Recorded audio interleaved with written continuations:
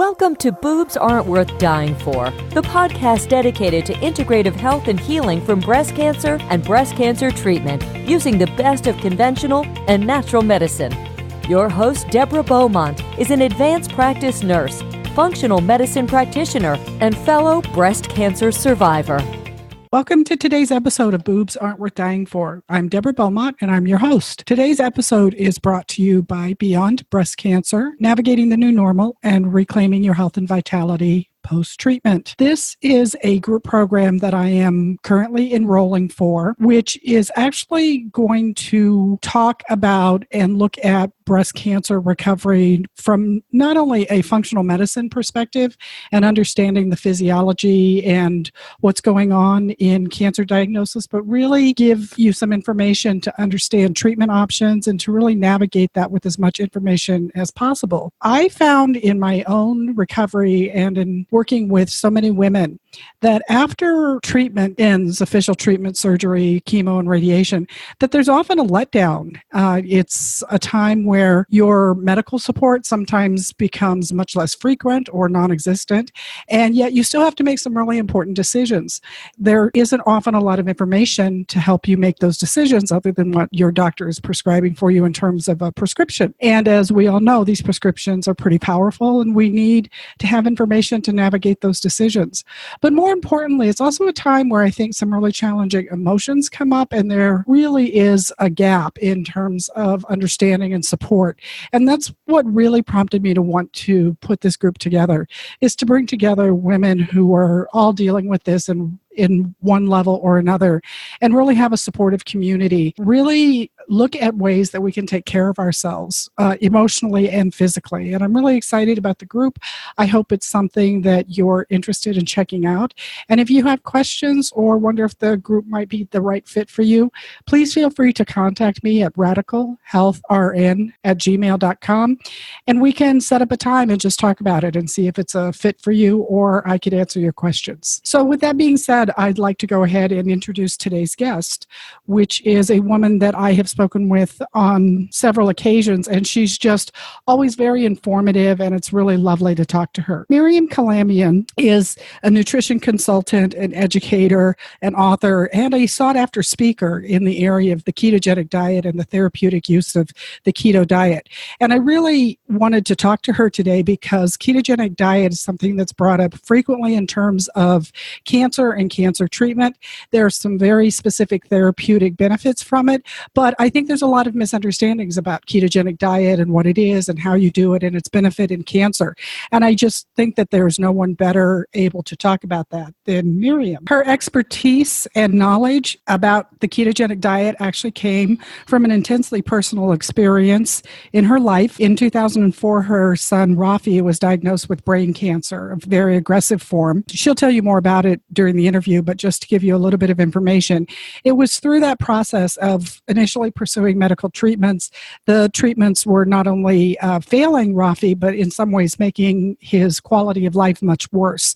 So as she was trying to find answers and trying to get as much information as possible, she came across the work of Dr. Thomas Seyfried, who has done research about the metabolic process of cancer. That became very informative for her and how she approached Rafi's care. After implementing a ketogenic diet, his symptoms went into arrest, and he had a period of time after just 3 months where his tumor stopped growing. That became a turning point for Miriam, and she learned a lot through trial and error, but then later went on to get formal education as a nutritionist and now is one of the leading experts in ketogenic diet. So with that intro, Miriam, I'd love to welcome you to today's show, and thank you so much for joining us to talk about. Thank you, Deborah. I'm really happy to be able to meet with you. This is certainly a topic I never get tired of talking about.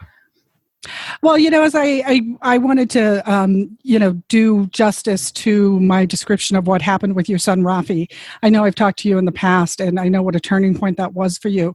But I know that you actually became interested in using the ketogenic diet with him when traditional therapies failed, and he was having actually worse outcomes on traditional therapy and worsening symptoms. And I want to have you talk about that a little bit, because I think that that's kind of the shortcoming of traditional treatments. Sometimes they're offered, but sometimes the outcomes aren't good or therapeutic, and sometimes you can deteriorate with them. Oh, you bet. Especially with brain cancer. My son was 4 years old when we found out he had this tumor, and it was the size of an orange in a 4-year-old's head. So you could just imagine how devastating that is. Oh, can't imagine. Kids are just so good at compensation that there was just no way. There had been some symptoms, and we'd taken him to the eye doctor, and what's going on here? And it's like, it looks like attachment disorder. Well, it wasn't attachment disorder. It was, in fact, it was a brain tumor. So you're right. The therapies failed.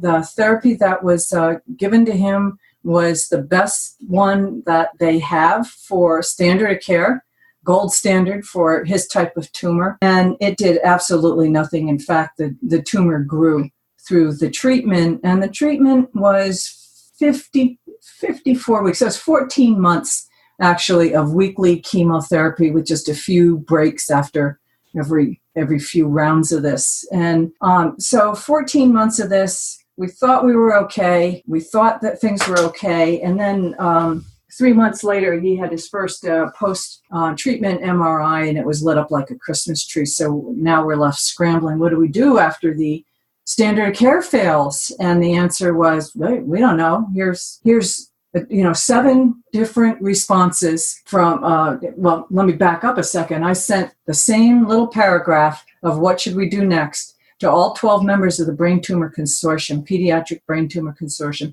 7 people gave me the courtesy of a reply. And out of those 7, there were 6 different opinions of what should be done, everywhere from let them go to kind of the most aggressive thing that could be done. So we opted for the most aggressive thing, which was surgery, and it helped to arrest the progression of the tumor in one area in the thalamus, but did a lot of damage, and it did nothing to slow down what was going on in the hypothalamus, which was also affecting his vision and all of his pituitary hormones. So we moved to a clinical trial from there, and we knew that this was not working. It was supposed to be 9 months, and then if it was working, you'd continue. But we knew halfway it wasn't working. He was hospitalized for placement of a shunt for hydrocephalus, and we could tell from the MRI.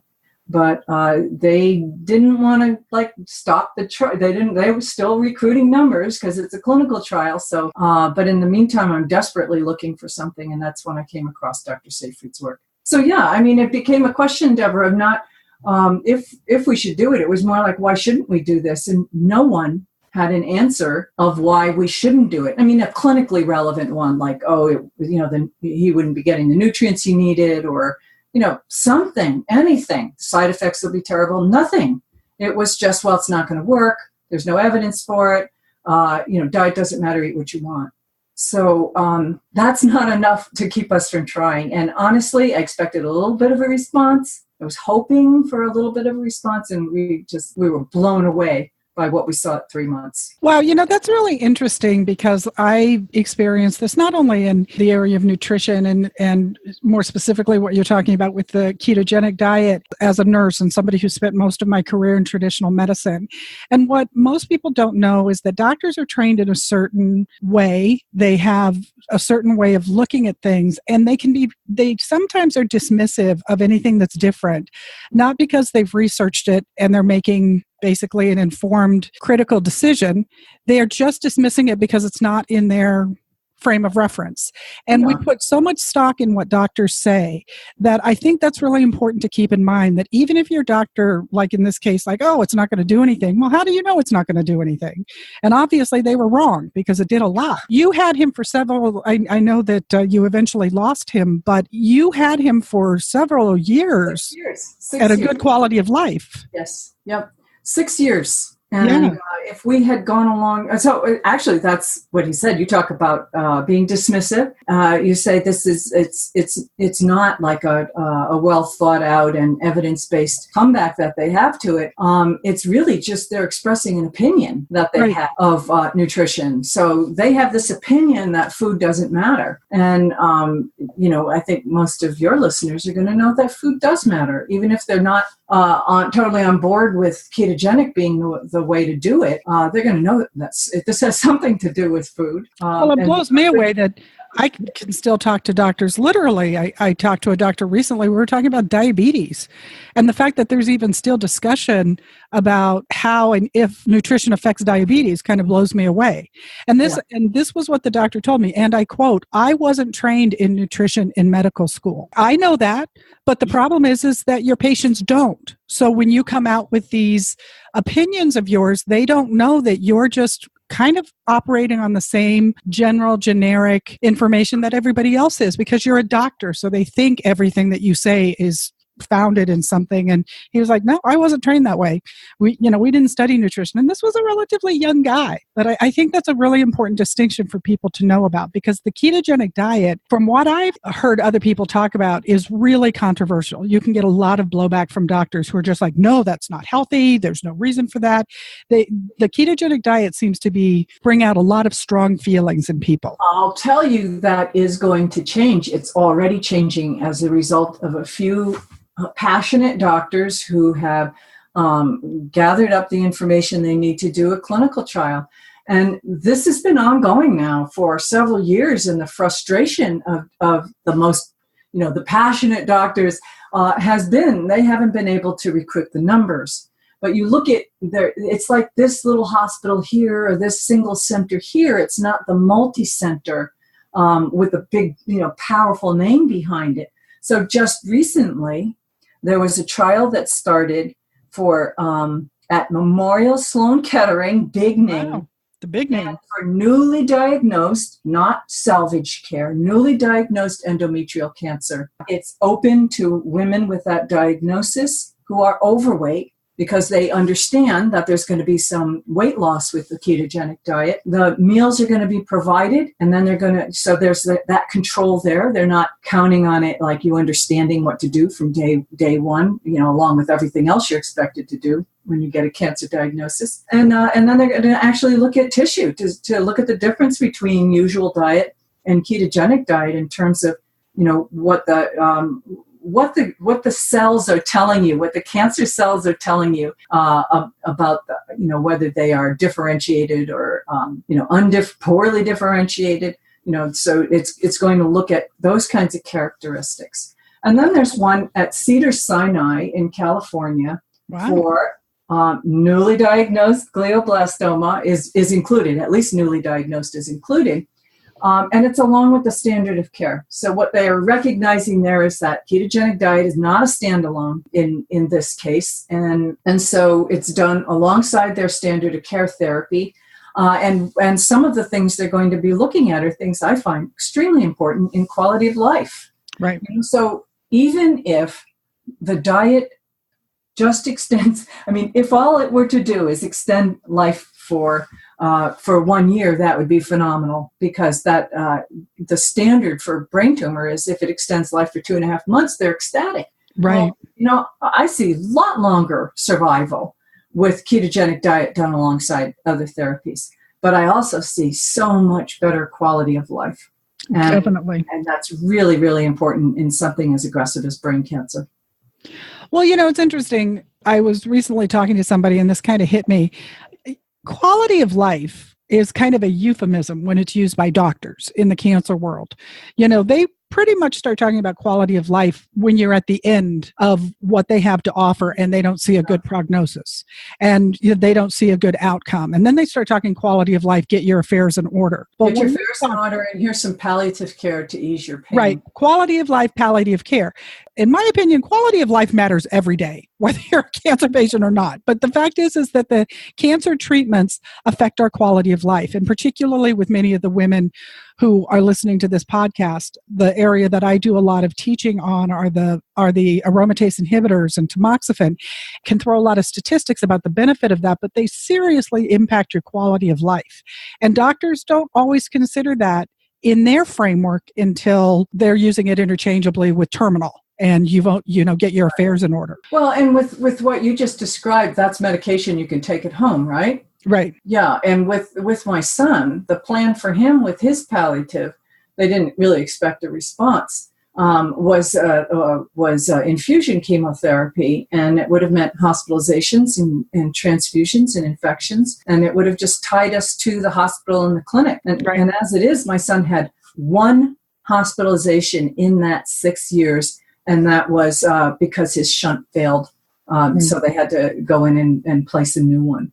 So that was his only hospitalization in that time. So, our quality of life was much improved because we weren't spending 1 day a week at a clinic and then spending a few days of mop-up afterwards, which is what we had done for the first 14 months. Oh. And then for a subsequent 12 weeks, and then the surgeries, and then another 9 weeks in the clinical trial. That was weekly as well. It's... quality of life is huge. And when you're talking about a little guy, he was 7 the time we started the diet. And to be able to get him to the age of 13 was just remarkable. Okay, so Miriam, when we talk about ketogenic and as we talked about the quality of life, I think this is what really becomes an important issue in the area of cancer. So just to kind of cover all of our bases, I was wondering if you could just take a few minutes and tell us what therapeutic keto is, because I don't think therapeutic keto is the same as the average keto that everyone's eating because it's very popular in fad diet right now. And I know you have a very specific way of describing it. And second to that, I'm hoping that you can tell us where you see that benefit in terms of breast cancer and cancer specifically. And I know those two kind of go together. Okay.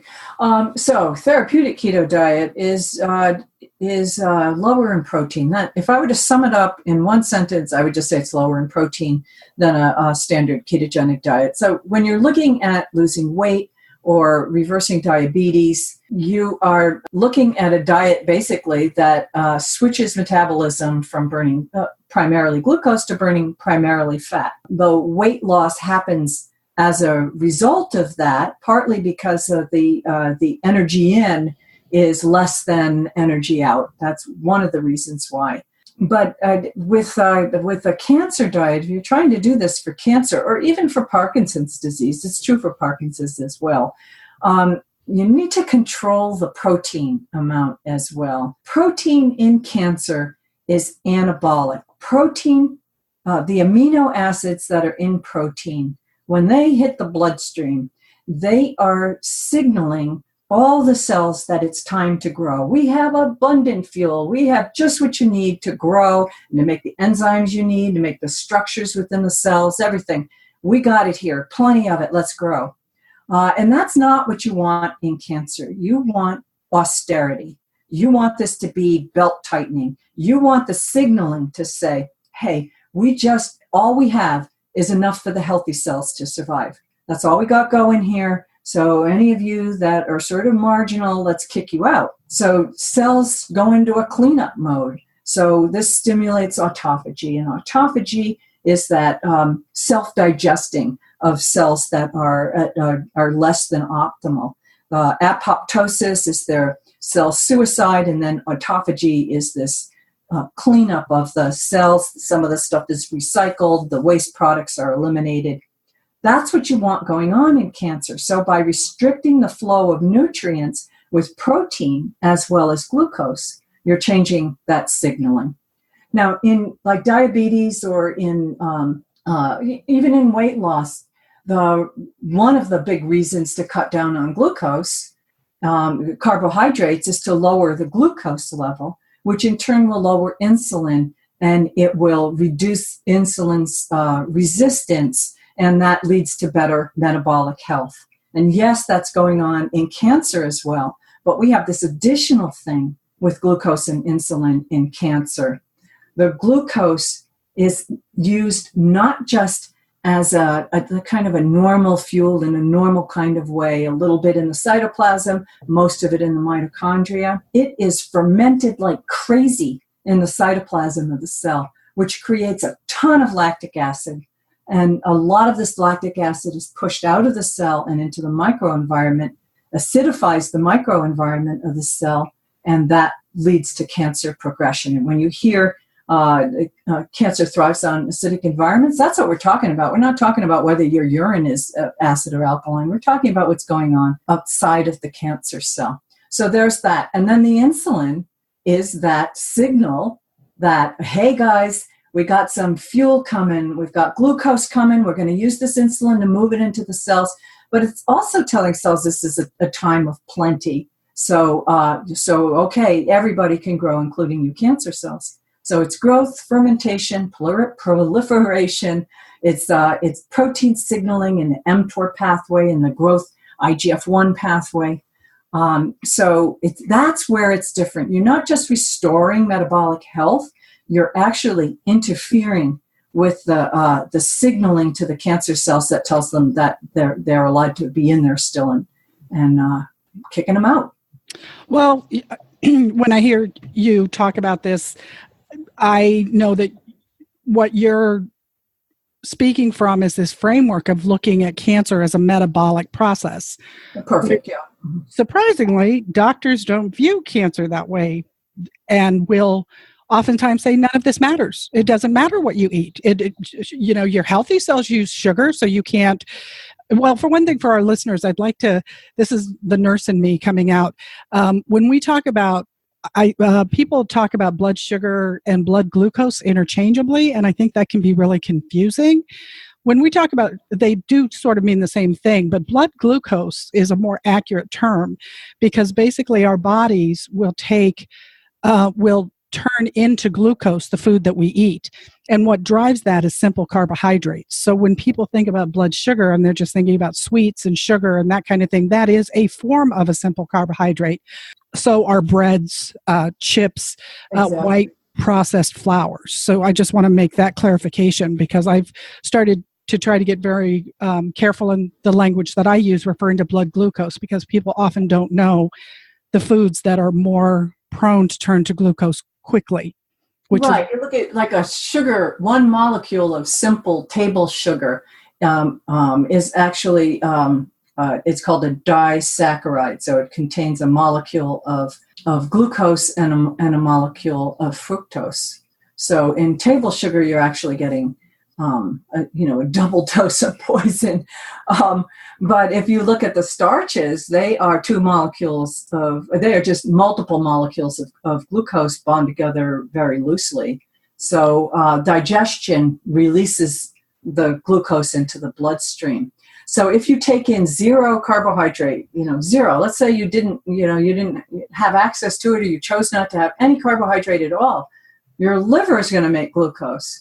So that's what what a lot of people don't understand is you can't eliminate glucose. Red blood cells need it. 30% of our brain is reliant. 30% of our brain cells are reliant on, or energy needs, I should say, are reliant on glucose. So the fact is, though, that if you're ketogenic and you're taking in less carbohydrate, less glucose than what your body needs, then your liver's going to make it.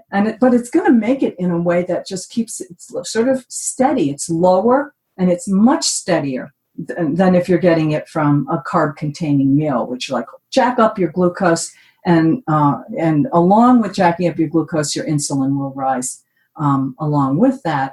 And that happening multiple times a day is feeding the cancer. It's also, creating this situation of insulin resistance, which sets people up for cancer and other metabolic diseases, not just cancer. It's a lot of them.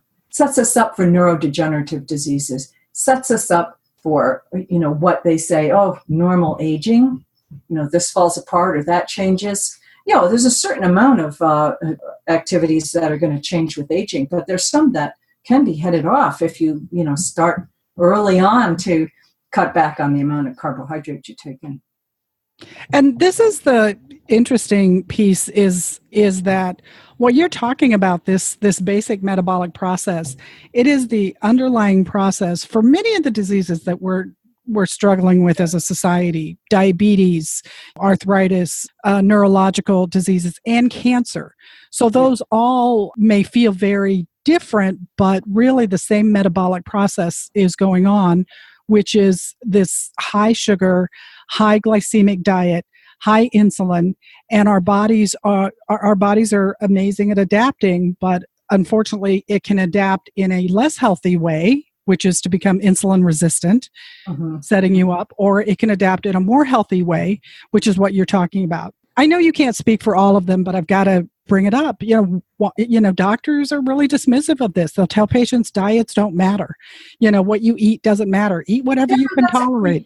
Diet doesn't matter is a green light. If you hear that, then your doctor doesn't care what you eat. So then it becomes your choice. So you get to choose. So instead of it being a limiting thing, instead of being crushed by the fact that your doctor says diet doesn't matter, understand that in this department, you're smarter than your doctor. And you've done your homework. You know more nutrition by looking at a few websites online than doctors are going to get out of their medical school training. It just doesn't happen, like you said.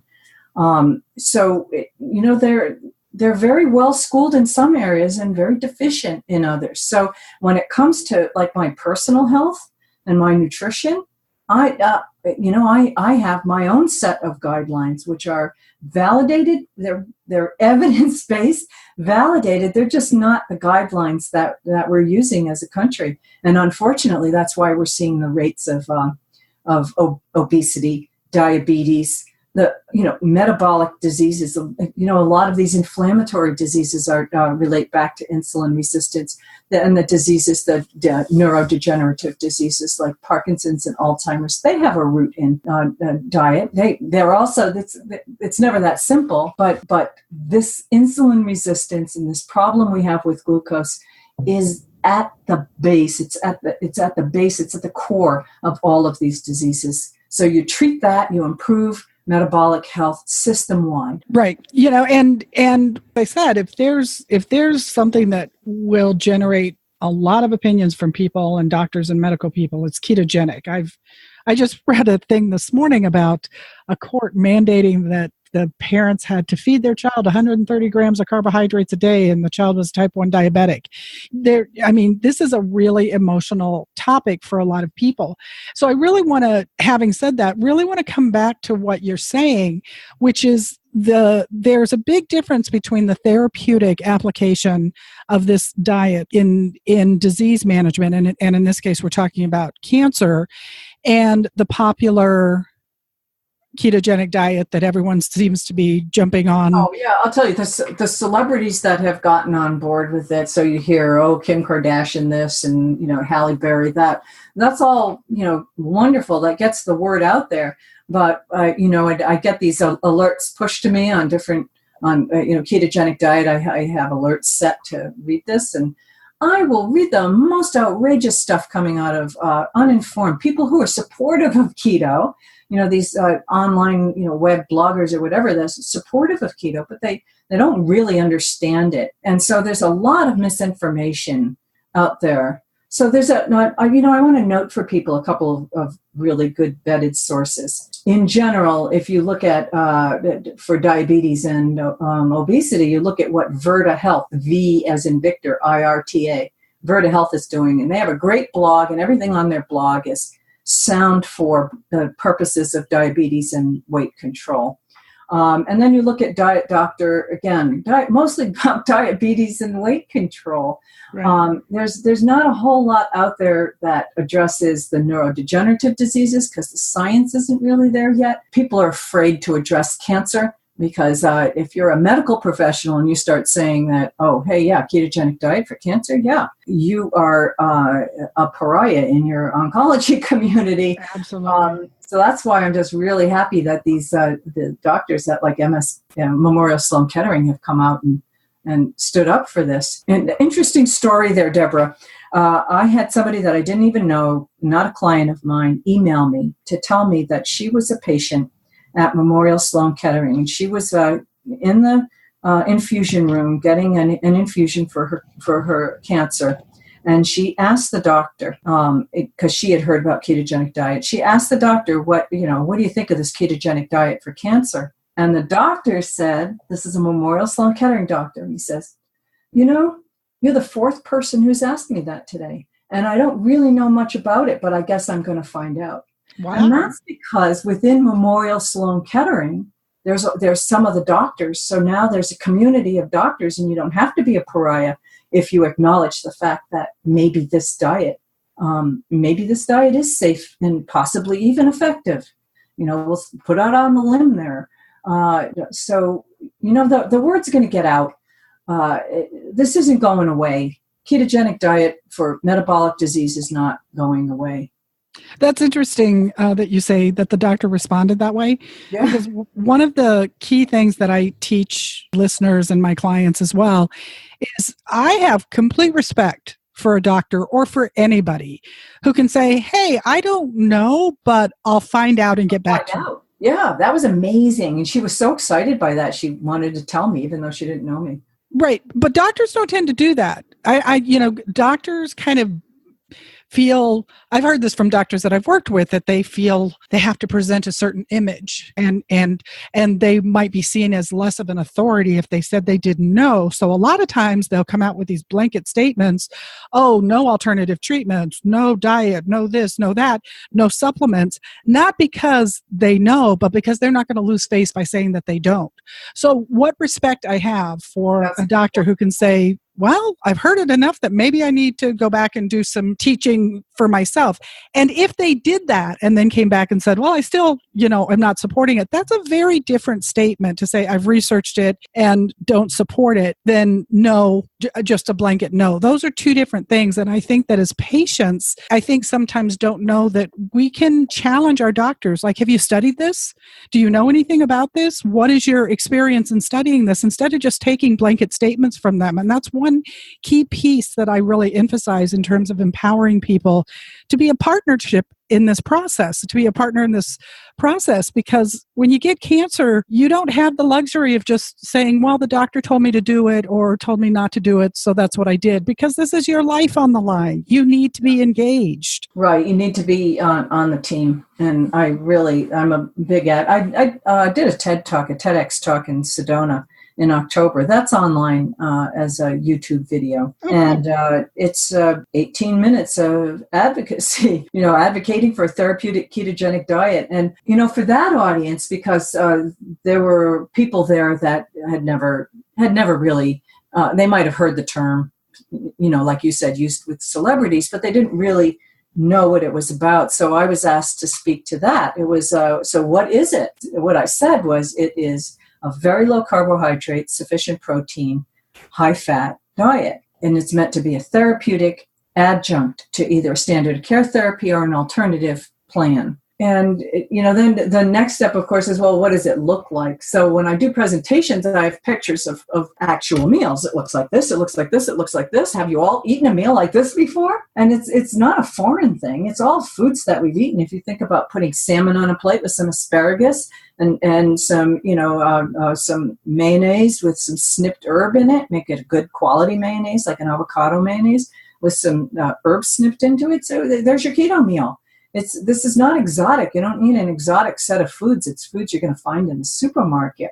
Some of the specialty things like avocado mayo, you're going to need to dig a little deeper for. But, when people ask about my son, we did not do a high quality diet. I did not know enough about it. I was following the protocol that they used for kids on the diet for epilepsy, and they paid no attention to food quality at all. So I would send my son to school with sliced ham with cream cheese, roll-ups. So that was a very keto meal. So yeah, you can do meat roll-ups, but you can do them in a lot healthier way than we did. But the point is, things didn't have to be perfect. It didn't have to be all organic goodness to be effective, because the thing that's making the impact here is just cutting down on the carbohydrates and switching the body from burning glucose to primarily burning glucose to primarily burning fats. And one of the things that I know you emphasize in your book, and you've talked about it here, is, for anybody who I think anytime you mention keto and perhaps people's first experience, they think about Atkins.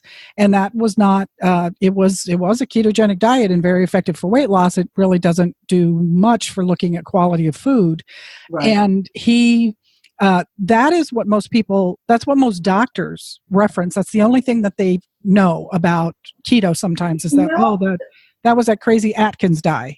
Yeah. As a matter of fact, when I first broached the topic with my son's oncologist, his specialty oncologist, the big shot, I said ketogenic diet. He just rolled his eyes and said it wasn't going to work. And then he gets his little high-powered colleague on the phone. And what that guy said to me was, the Atkins diet is for fat people. Stick to the plan. I never said Atkins. I said ketogenic. Right. And he said, stick to the plan. The plan was palliative care until my son died. Right. So it's no. Which was coming soon. For us. Right. Right. Well, and just so people know is that I know, because I was a pediatric ICU nurse for much of my career, the ketogenic diet is not new. It's been around for decades. I remember being at Stanford, I think it was about 30 years ago. I worked at Packard Children's Hospital. They do a lot with kids who have intractable seizures. And I truly do remember the day they pulled it out. They're like, we're doing this ketogenic diet, which I think was developed in the 1920s. In the 1920s at the Mayo Clinic. Right. Russell Wilder coined it a ketogenic diet. He figured it out. So this is a diet that's been used for safely used for pediatric epilepsy, like you said, intractable epilepsy, for almost a century. And so when it comes to using it for my son, I'm not going to blanket say every child with cancer should be on this diet, but for my son and his brain cancer, it was the absolute perfect thing to do. And I know that you participate in a lot of conferences. The other thing that I think in the whole medical world is thrown around pretty loosely is, it's not scientifically proven. What doctors use what they reference when they talk about the studies is kind of an esoteric gold standard that doesn't apply to much of what they do either. They have protocols, but I think anybody can relate to the fact that they use treatments, medications for diagnosis and treatment that has nothing to do with the protocol that was developed from the original study of medications. This comes up all the time with pharmaceuticals. Off-label use is what they call it. Well, it may have been studied in a certain area, but they're now using it for 10 other things that haven't been proven.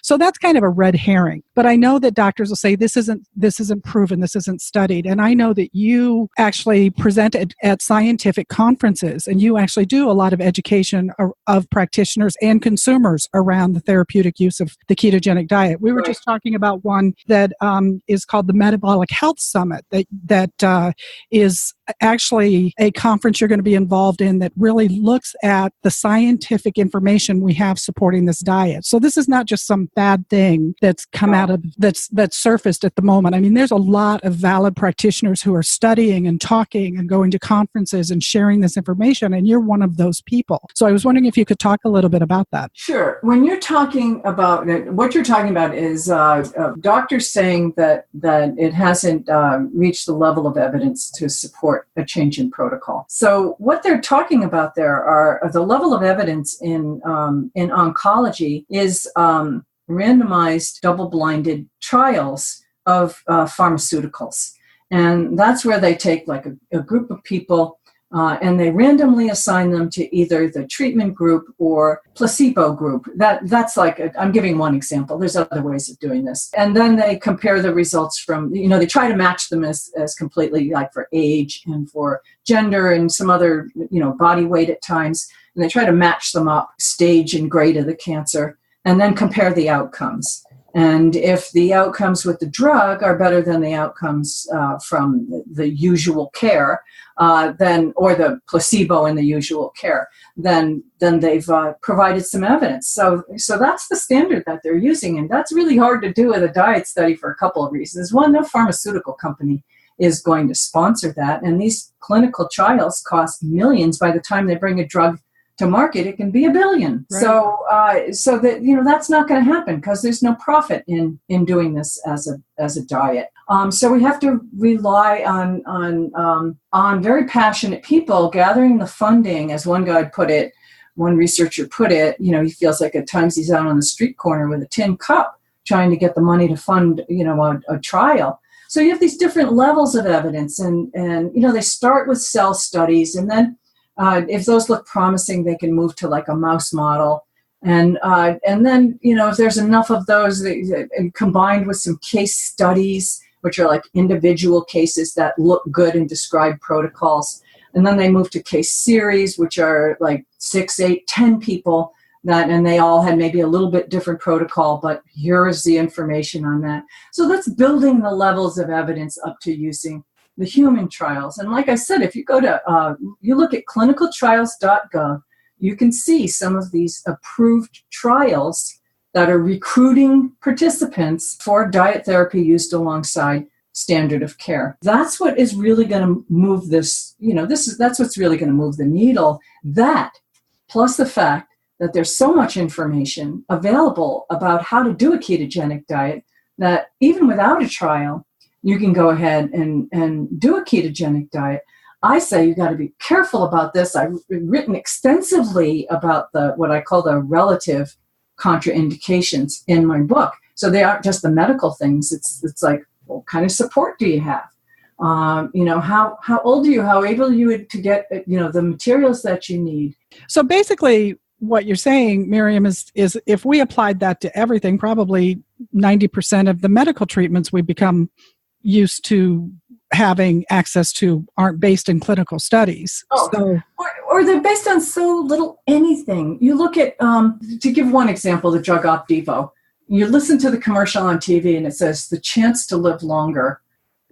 Opdivo is like 2.5 months of living longer. And yet that's not what they're showing in the advertising. It's like happy couples connecting with one another, connecting with their grandchildren. But in reality, that small window of time for the cost and the quality of life, let's find another way to get that and more. And I honestly believe that ketogenic diet, therapeutic ketogenic diet is one way to get a lot more than that 2 months of time that you're going to get with Opdivo. Well, one of the guests that I interviewed, Ellen Jacobs, we were actually talking about this, where this comes up a lot in cancer treatment, and this is a little bit of education for our audience. But I read a study recently. It was an informal study. The person was saying that 75% of people who undergo the standard of care, which is a loaded phrase in and of itself. So chemo, radiation, and surgery, particularly they were talking about chemo, don't realize that doctors don't necessarily give you that thinking they're going to cure you. They're trying to manage the disease, but they will not talk about cure. So people are undergoing these treatments, terrified, of course, with a cancer diagnosis, thinking I've got to take this, but it's not going to cure you. And so you really have to get into the weeds about asking about side effects, quality of life, what we've been talking about. Quality of life matters long before you're terminal. And I think that these are important things. And I think that that's the beauty of what we're talking about with the ketogenic diet is that one of the things that applies to anybody who goes on any diet, I don't care what the diet is that they experience, they're afraid they're going to experience deprivation. I had a woman recently say to me, well, she was in treatment and she's like, I don't want to have all my favorite foods taken away from me. Well, the beauty of a ketogenic diet is I think that the overall experience of people who are eating it is that they have the least amount of deprivation as possible, because you get to eat really savory, nourishing, yummy food. Like you get to eat butter. You can have real butter on your asparagus. And if bread is your downfall or ice cream is your downfall, there are substitutes for just about every unhealthy food that you can come up with, or I should say non-keto food you can come up with, and you've got an alternative in the keto world. So you can't can't go with the mashed potatoes? How about some mashed cauliflower? You can. Right. It doesn't taste exactly like potato, but you can sure get the consistency right. And sometimes it's things like texture that make the difference. And when people say, "Oh, it's a boring diet. There's not enough variety," it's like, well, no, you get the variety from the spices that you use, the herbs that you use, the cooking methods. Like you can rice cauliflower, you can use cauliflower as a pizza crust, you can mash it, you can roast it in the oven. You can put it in a cooker, a slow cooker. I've looked at some of the recipes in your book. You can do a lot with, just in terms of, you have a muffin recipe in your book that you can do in the microwave. You can make, I think it's easier now to do this diet than probably ever before, because what you're trying to do is get rid of like the white flour kind of things, but you can do a lot with almond flours, with nut flours, with different things that are available to us that maybe weren't 10 years ago. So I think in many ways it's easier now to do this without that sense of deprivation. Right. And also, I find that with people with cancer is a real motivator for change. And so even if people have tried like an Atkins type diet for weight loss and maybe they were successful, but went back to their old eating habits, I don't see that, at least with the people I work with personally, I don't see that happening as often as it does in the, in the kind of unsupervised, world of keto out there. That Virta Health that I mentioned before, theirs is a medically monitored ketogenic diet, but the whole thing is delivered, the whole platform is online. So, you've got that going for it. Well, I want to go back to one thing that you said earlier about people thinking that their cancer treatment is going to be curative. I can't even begin to tell you how distressing it is for me to hear somebody say, talking about a cancer, well, I went for my checkup and the doctor said I'm cancer-free. If that doctor really said that they're cancer-free, that's malpractice. Right. That's telling somebody, you can't tell if somebody's cancer-free or not. All you can say, if you've treated cancer like a breast cancer, all you can say is there's no evidence of disease. Right. And that is not the same as being cancer-free. And so many people just don't understand that. It's not their fault that they don't understand it. It's because the way it's presented is the 5-year survival rate. Oh, great, you're a 5-year survivor. Well, what happens at year 6 and year 7? I mean, I don't want to bum people out with this, but that cancer can come roaring back at 7, 8, 10, 12 years. So, people have to stay vigilant. This is not just a diet that you do for a month or two, and then you go back to doing what you were doing before, or you're just going to have the same outcome as somebody who really didn't make any of those kinds of changes. I'm not saying you have to be as rigorous as you are. In fact, when people get into the swing of this and they get it kind of dialed in, they drop into a rhythm and a routine with it that is livable for a lifetime. And there's no more, and then you look around and you go, I can't believe how the rest of the world eats. Right. In some ways it's hard not to feel that way about, oh my God. As a matter of fact, my son, this is a true story. We were traveling, we go into a McDonald's to get a cup of coffee and to use the restroom. So we're walking by this table to get into the restroom. And there's a mom sitting there with her little baby, probably about 9, 10 months old, feeding the baby French fries. And my son says very loudly, Mom, that lady must not love her baby. Oh, no. Oh, no. Oh, my God. She loves her baby very much. She just doesn't know that French fries aren't a good food for her baby. Wow. But that's that was him looking at that and changing what we tell ourselves about love and food and nourishment and layers of love brownie. Layers of love brownie is, I have a slide in my presentation. It's like, look, layers of love brownie is about the same as this high-fat chow that's high in carbohydrate that they feed this mouse to make it sick and obese. And then they can say high-fat diets are bad for us. High-fat is not a ketogenic diet. That's two separate things. And like when you said in the beginning about separating out therapeutic ketogenic diet, the one of the biggest mistakes is people looking at this research that says high-fat diets are bad for us. Well, high-fat diets are, if they're 45% fat and 30% sugar, Right. they're bad for us. Right. But if they're 70% fat and 5 or 10% carbohydrate and the rest some healthy protein in there, that's a benefit to people. That's not that's not an unhealthy diet. Well, I find it amazing, particularly in the area of cancer. Doctors saying, no, if you're losing weight, no, you need to gain weight, so eat whatever. Well, gaining fat is not healthy. That's what you're doing. But if eating a diet where you're maintaining or gaining lean muscle mass is actually healthy. So that once again is just like this red herring. It's like, it's not how much you weigh. We all have a composition of muscle, fat, and water, and the organs in our body. You don't necessarily want to gain more fat. That's not metabolically beneficial to you. And it's just a really simplified way of looking at it. This is what I tell my clients. You could be talking to my clients right now when like the spouse will say, well, I just had talk to one today. It's like her ideal weight is different than what she perceives it to be, because it's like, oh, don't want to lose any weight. And it's like, well, that weight that you have above and beyond your, what you need for lean body mass is not a benefit to you at all.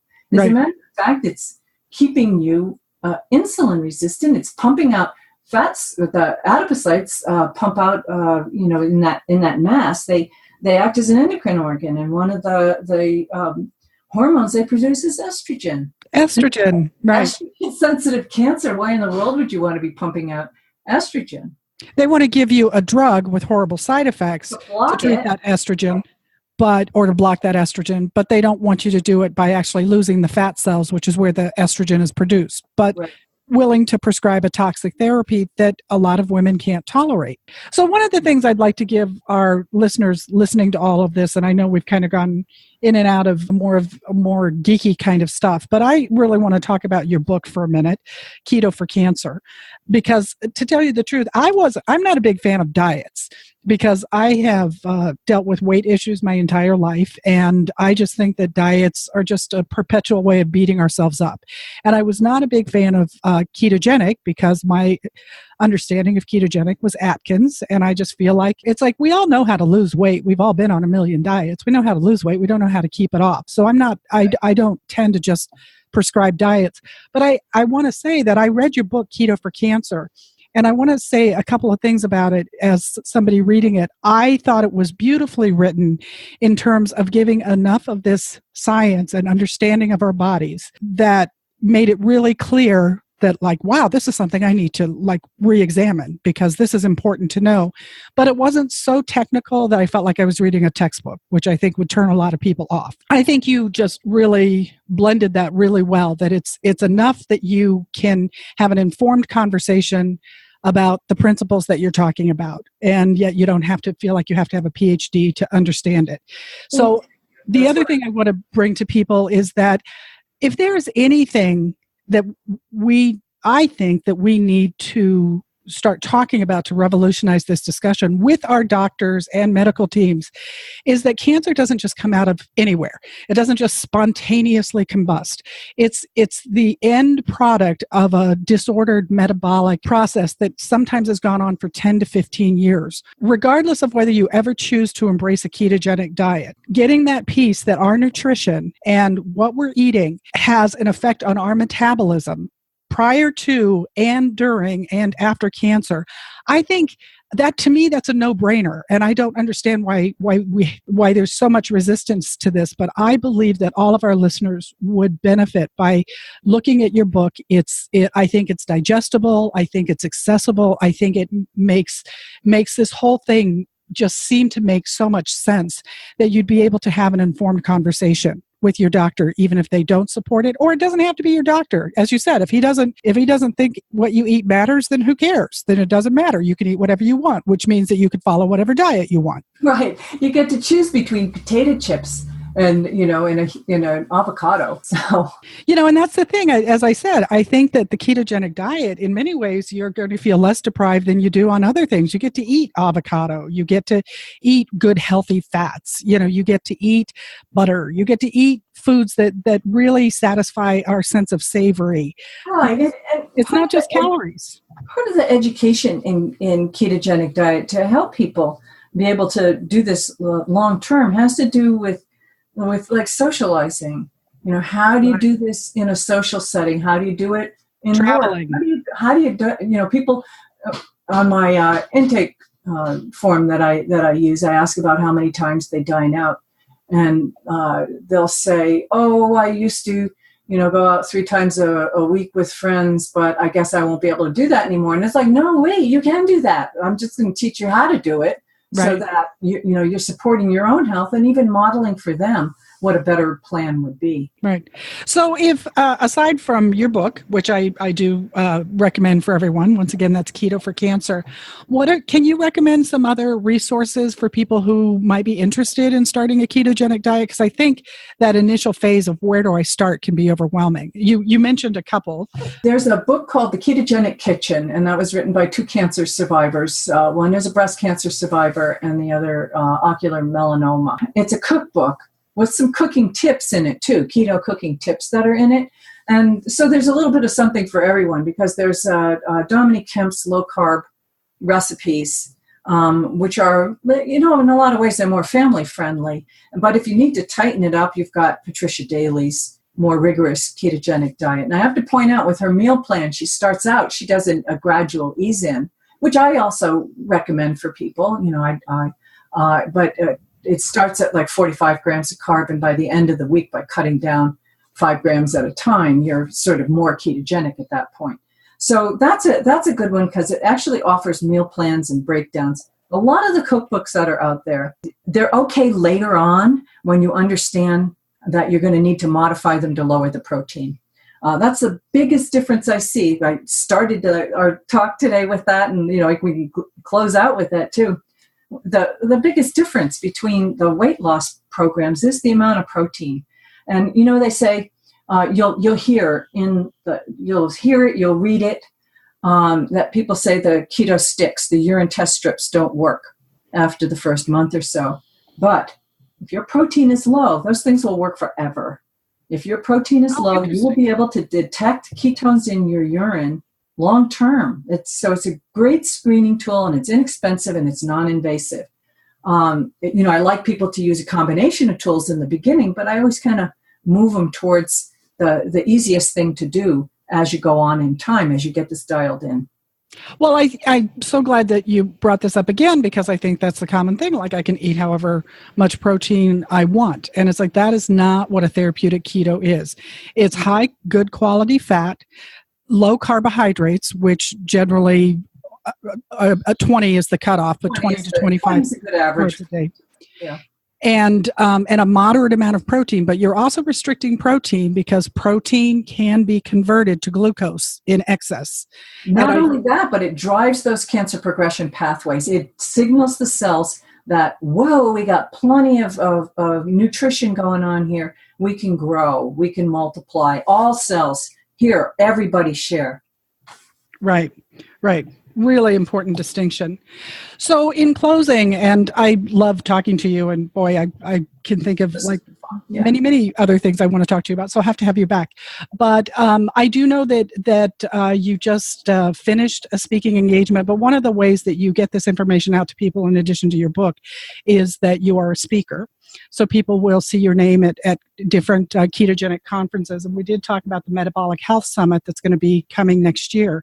Are there other ways that other places people might be seeing you in the near future? Well, the one that I would really like people to know about is the Low Carb USA this summer, San Diego, late July.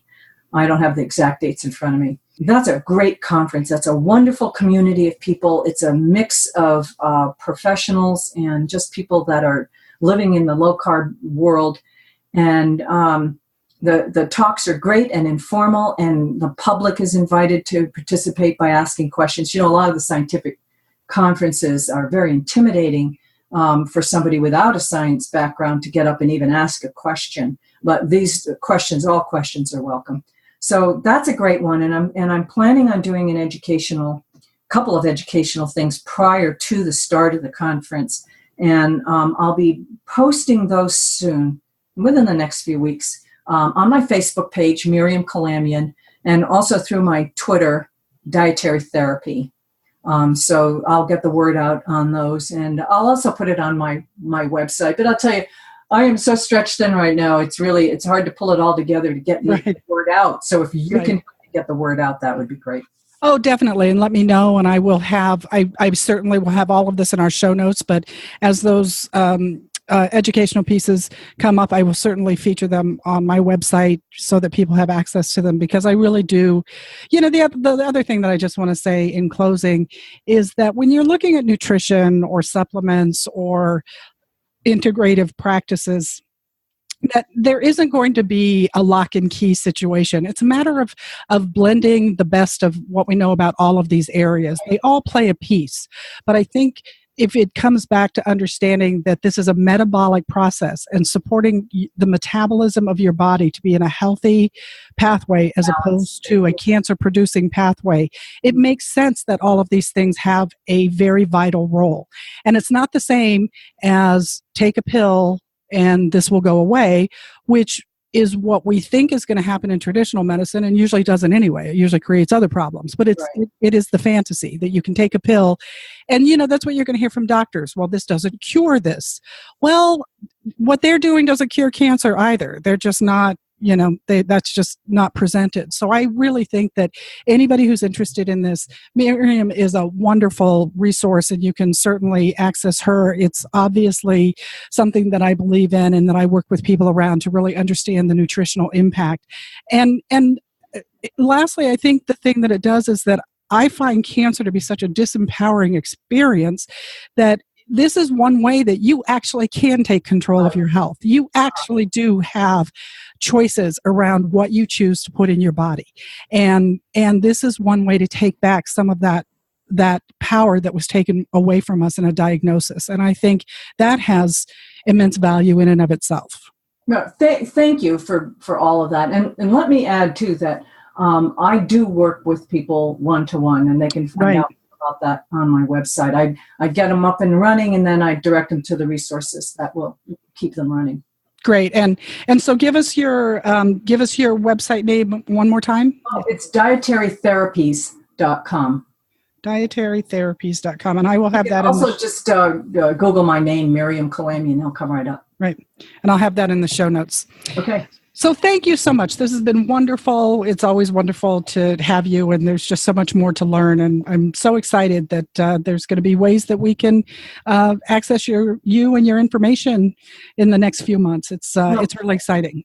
Thanks for your support, Deborah. I'd like to just mention a few resources you can find there. Of course, there will always be show notes, and you can actually listen to this recording if you'd like to. I also have a free guide for you to download, which talks about aromatase inhibitors and some of the side effects that are associated with them. It's an information piece for you that I hope you will find helpful. You can also schedule a free consult, and you can get more information about functional medicine and integrative care. With that being said, I'd like to thank everyone who has been following me on the podcast. We've had a really great debut. We've been on a little over 2 months now, and I've had really great responses. But I'd really like to invite you as a listener to send me questions that you might have, or if you have an interest in particular areas, please let me know. If nothing else, drop me a line and let me know your thoughts on the podcast. I'd love to hear your thoughts and your experiences with the podcast. I've been really lucky to have some really dynamic leading clinicians and educators in the field, and it's certainly been wonderful to be able to bring that to you. But please let me know what your thoughts are. You can reach me at radicalhealthrn.com. So thanks so much for joining me today, and until next time, take care. Thanks for listening. If you have questions or feedback, you can reach Deborah at radicalhealthrn@gmail.com or her website, www.mindbodynutritionrn.com. You can also find us on Facebook. under Boobs Aren't Worth Dying For. For future episodes, subscribe on iTunes, where you can also leave positive reviews. Until next time.